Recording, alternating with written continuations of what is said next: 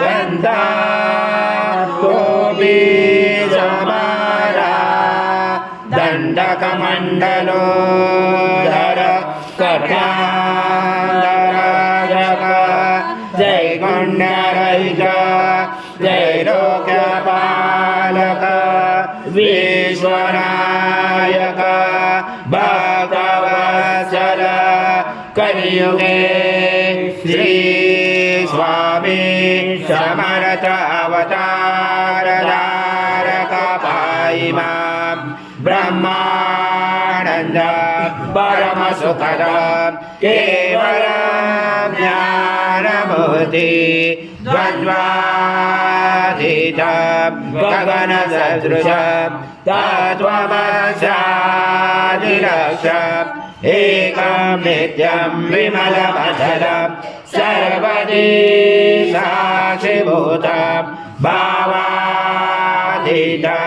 त्रिगुणरहितं सद्गुरु तं नमामि गुरुर्ब्रह्मा गुरुर्विष्णु गुरुर्देवो महेश्वरा गुरुर्साक्षात् परब्रह्मा तस्मै श्री गुरवे नमः।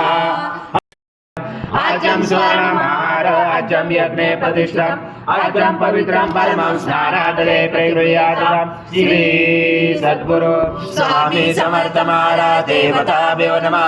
घृतस्नानं समर्पयामि घृतस्नानान्तरेण शुद्धोदकस्नानं समर्पयामि सकलपूजाते सर्वोपचाराते गन्धपुष्पं समर्पयामि शेषोपचाराते प्रार्थना पूर्वक नमस्कारं करोमि।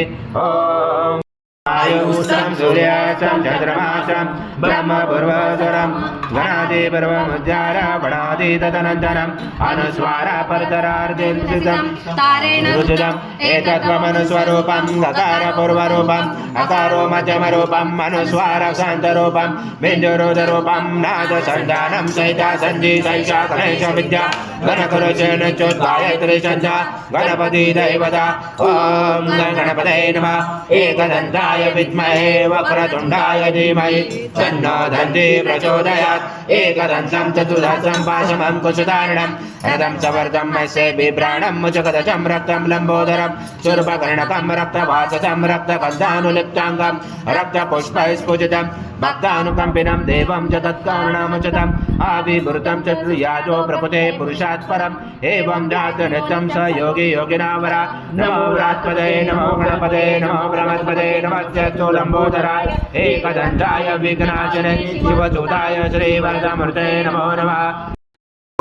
पूर्णब्रह्माय विद्महे परमहंसाय धीमहि तन्नः स्वामी प्रचोदयात्। श्री सद्गुरु स्वामी समर्थ महाराज देवताभ्यो नमः। मंत्र पुष्पांजलि समर्पयामि। सद्गुरु स्वामी समर्थ महाराज देवताभ्यो नमः। प्रार्थना पूर्वक नमस्कारं करोमि। हरि ओम तत्स हरि ओम तत्स हरि ओम तत्स।